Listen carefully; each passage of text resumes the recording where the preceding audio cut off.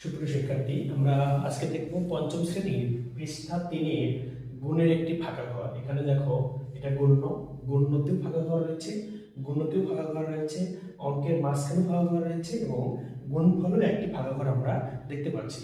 তাহলে এই ফাঁকা ঘরগুলো পূরণ করে আমাদেরকে গুণফলটা দেখাতে হবে যে গুণফলটা সঠিক হয়েছে কি না। দেখো, এখানে 7-এর ঘরের নামতা পড়বো, অর্থাৎ 7 দিয়ে আমরা এমন একটা সংখ্যাকে গুণ করব যেই সংখ্যার শেষে 3 থাকবে। শেষে 3 মানে হতে পারে 3, হতে পারে 13, হতে পারে 23, হতে পারে 33, হতে পারে 53, এরকম কোনো সংখ্যা হতে পারে। দেখো, তাহলে 7-এর ঘরে তোমরা 7-এর ঘরে নামতা পড়ে দেখবে 7 আর 9, এই 7 দিয়ে 9 কে গুণ করলে হয় 7 9 63, অর্থাৎ 7 9 63 3। এই 7 9 63 ছাড়া 7 দিয়ে অন্য কোনো সংখ্যাকে গুণ করলে আর 3 হয় না। 7 9 63 3 হাতে কত থাকে 6, 7 7 49 আর 6 50 51 52 53 54 55 55 5 হাতে কত থাকে 5। আবার 5 7 35 আর 5 40, 40 এর শূন্য হাতে থাকে 4। 5 7 35 আর 4 36 37 38 39, এখানে ফাঁকা ঘর, এখানে হবে 3 আর এখানে 9 আমাদের লেখা আছে।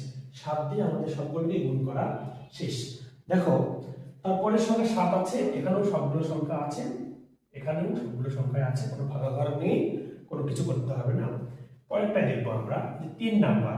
এই যে এখানে গুণকে এখানে কত হবে, কোন সংখ্যা দিয়ে এগুলো গুণ করলে আমাদের এই সংখ্যাগুলো হবে সেটা দেওয়া নেই, অর্থাৎ আমাদের এই সংখ্যাটা বসাতে হবে। দেখো, এখানে এই দুই সংখ্যা এই দুই শূন্যতে পূরণ করেছি আমরা। এখন 4, এই 4টা আসলে কিভাবে 9 এর সঙ্গে একটা সংখ্যা গুণ করে 4 হয়েছে।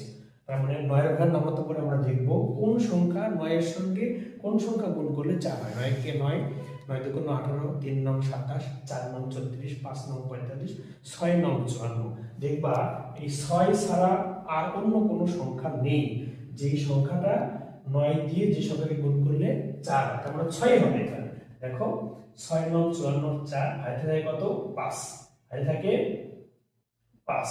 এবার করব আমরা কি, দেখো 6 7 42 আর 5 43 44 45 46 47, 47 এর 7 হাতে কত থাকে 4। এবার দেখবো আমরা, দেখো 5 6 30 আর 4 34, 34 এর 4 হাতে থাকে কত 3, 5 6 30 আর 3 33। এই ঘর ক্লিয়ার। আমরা এখন দেখবো 4, এই 4 দিয়ে সবগুলো সংখ্যা গুণ করতে পারবো, কারণ কোথাও কোনো ফাঁকা ঘর নেই, এখানে সব লেখা আছে, 4 এর টেনশন নেই। এখন দেখবো আমরা গুণফল। এখানে গুণ করলে 3 হয়েছে, এখানে 5 আর 3